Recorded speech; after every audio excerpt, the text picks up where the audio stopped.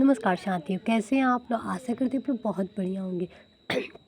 तो दोस्तों, आज हम लेकर आए हैं रेलवे आरपीएफ का प्रैक्टिस सेट नंबर 4। ठीक है, इसके पहले मैंने प्रैक्टिस सेट 3 दे चुकी हूँ। अगर आप लोग नहीं पढ़े हैं तो जाकर पढ़ लीजिएगा। ठीक है, अगर आप नए हैं तो चैनल को सब्सक्राइब जरूर कर लीजिएगा। आइए हम चलते हैं क्वेश्चन पे। फर्स्ट क्वेश्चन है कि टीपू सुल्तान मैसूर के शासक बना तो कब बना था। तो ये बना था आपका 1782 ईस्वी में। ठीक है, इसका आंसर बी हो जाएगा। चलिए हम नेक्स्ट क्वेश्चन पे चलते हैं दोस्तों। यहाँ पे कौन सी संस्था भारत में राजकोषीय नीति तैयार करती है। तो ये वित्त मंत्रालय तैयार करती है। आइए हम नेक्स्ट क्वेश्चन पे चलते हैं। निम्नलिखित में से कौन सा एक भारतीय रिजर्व बैंक का कार्य नहीं करता है। ये हो जाएगा ग्राहकों से जमा स्वीकार। आइए हम नेक्स्ट क्वेश्चन पे आते हैं कि भारत में आर्थिक उदारीकरण किस वर्ष हुआ था। तो ये हो जाएगा आपका 1991 में। आइए हम नेक्स्ट क्वेश्चन पे चलते हैं। यहाँ पे दूसरे राज्य के तत्काल राजनीतिक नियंत्रण के अधीन क्षेत्र को क्या कहा जाता है। तो कॉलोनी कहा जाता है। नेक्स्ट क्वेश्चन पे हम आते हैं यहाँ पे कि यहाँ पे खाली जगह चिन्ह है। प्रत्येक वयस्क नागरिक को एक वोट होना चाहिए तथा प्रत्येक वोट का एक समान मूल्य होना चाहिए। तो क्या होगा यहाँ पे। तो यह हो जाएगा आपका लोकतंत्र में प्रत्येक वयस्क नागरिक को एक वोट होना चाहिए। आइए हम नेक्स्ट क्वेश्चन पे चलते हैं। हमारे भारतीय संविधान के किस अनुच्छेद में नए राज्य के प्रवेश और स्थापना का प्रावधान किया है। तो ये हो जाएगा आपका अनुच्छेद 2 में। ठीक है, आइए हम नेक्स्ट क्वेश्चन पे हम चलते हैं। यहाँ पे कि निम्नलिखित में से कौन भारतीय संविधान के अंतर्गत एक मौलिक कर्तव्य है। तो ये हो जाएगा आपका 4। देश की रक्षा करें और आह्वानों को किए जाने वाले राष्ट्र की सेवा। अब नेक्स्ट क्वेश्चन पे आ गए कि 16 जाने माने महाजनपदों में सबसे महत्वपूर्ण महाजनपद कौन था। तो कौन था। तो ये हो जाएगा आपका कौशल। आइए हम नेक्स्ट क्वेश्चन पे चलते हैं दोस्तों। यहाँ पे कि भारत के किस ऐतिहासिक पाठ में चांदी के सिक्के को रुपया रूप बताया गया है। तो ये बताया गया आपका अर्थशास्त्र में। आइए हम नेक्स्ट क्वेश्चन पे चलते हैं। यहाँ पे कि निम्नलिखित में से किसने भारत में नमक कानून तोड़ने के लिए यात्रा का नेतृत्व किया था। किसने किया था। तो महात्मा गांधी। ठीक है, अब हम नेक्स्ट क्वेश्चन पे हम आते हैं। यहाँ पे कि 1934 के बाद मुस्लिम लीग के मुख्य प्रवक्ता कौन बन गया था। तो ये बना था मोहम्मद अली जिन्ना। चलिए नेक्स्ट क्वेश्चन पे हम आते हैं दोस्तों।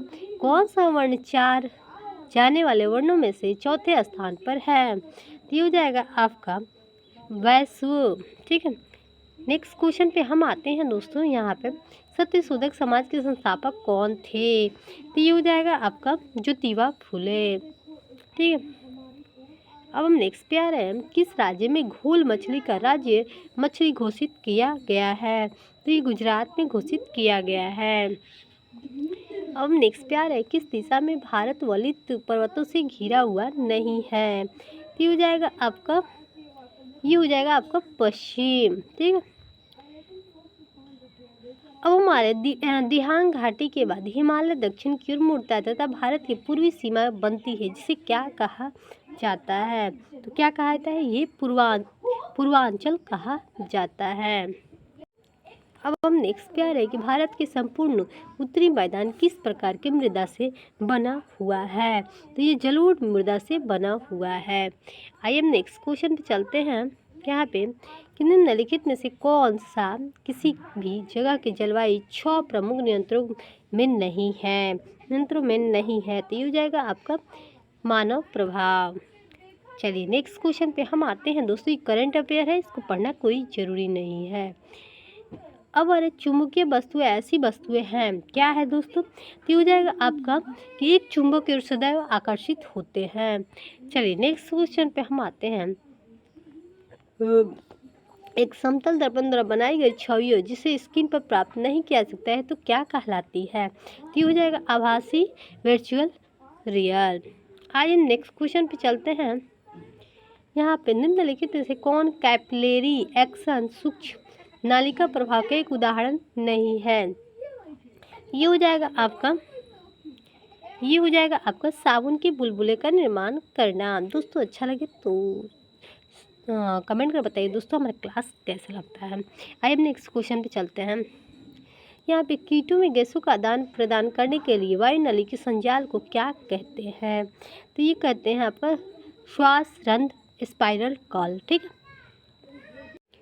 अब नेक्स्ट पे आ रहा है कि पत्तियों की सतह पर मौजूद रंध्र स्टेमेटा के माध्यम से किस प्रक्रिया द्वारा पानी का वाष्पीकरण किया जाता है? तो ये कहता है वाष्पसर्जन द्वारा। चलिए नेक्स्ट क्वेश्चन पे हम आते हैं यहाँ पे कि निम्नलिखित में से कौन एक विद्युत ऋणात्मक नेगेटिव तत्व है? तो ये हो जाएगा आपका फ्लोरीन। चलिए नेक्स्ट क्वेश्चन पे हम आते हैं यहाँ पे किस प्रकार के रासायनिक अभिक्रिया में एक से अधिक प्रगतिशील धातु एक कम प्रतिक्रियाशील धातु की जगह ले सकता है? ये हो जाएगा आपका विस्थापन। चलिए नेक्स्ट क्वेश्चन पे हम आते हैं यहाँ पे पॉलिथीन तथा पीवीसी के कुछ उदाहरण क्या है? तो ये हो जाएगा आपका थर्मोप्लास्टिक। अब हम नेक्स्ट क्वेश्चन पे हम आते हैं यहाँ पे कि रेफ्रिजरेटर पर शीतक वातानुकूलन और एरोसोल स्प्रे में उपयोग किए जाने वाले कौन से रसायन वायु प्रदूषक बनाते हैं? तो ये हो जाएगा आपका क्लोरोफ्लोरोकार्बन। अब जैविक पद्धति में आंतरिक पर्यावरण में परिवर्तन का प्रतिरोध करने वाला प्रवृत्ति क्या कहलाता है?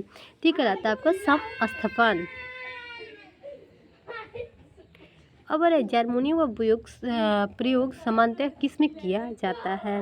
ये क्या आता है आपका ये अर्धचालक में किया जाता है।